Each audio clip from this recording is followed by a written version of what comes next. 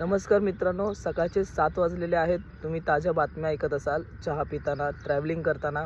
आता ह्या ताज्या बातम्या हळूहळू होईपर्यंत दिवसाच्या शेवटपर्यंत गंभीर बातम्यामध्ये होतील. अर्थात कुठेतरी चोरी किंवा कुठेतरी राजकीय पोळी भाजली जाईल, ज्याच्यामध्ये लोकांची भांडणं, जातीभेद आणि त्यानंतर दिवसाच्या शेवटपर्यंत एखाद्या मुलीचा रेप हा नक्कीच झालेला असेल.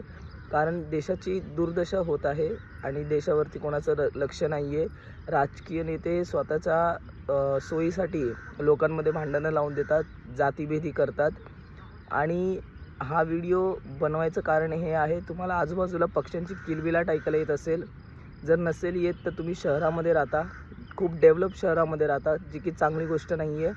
आणि दुसरं गोष्ट म्हणजे हैदराबादमधल्या किंवा तेलंगणामधल्या कांची हे जंगल जे तोडफोड होत आहे, जे 400 एकरमध्ये पसरलेलं आहे. तर ह्यावरती आपण आवाज उचलणार आहात की नाही आहात?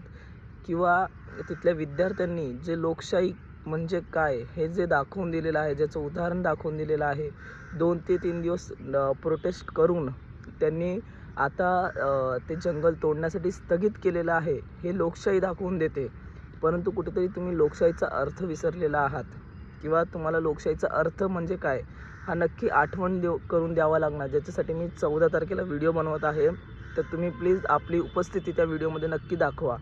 आणि त्याचसोबत जर असं गोष्टी घडत असतील जे चुकीच्या आहेत, तर त्यावरती आवाज उचलायला शिका. जसं की आता हे कांचीबौली जंगल जे आहे, जे तोडण्यात येत आहे, तिथल्या प्राण्यांचं नंतर काय? किंवा ते प्राणी न्यायाधीशाकडे आपले न्याय मागू शकतात का? कारण ते मुख्य आहेत, त्यांना बोलणं जमत नाही. तर त्यांच्यासाठी आपण लढलं पाहिजे.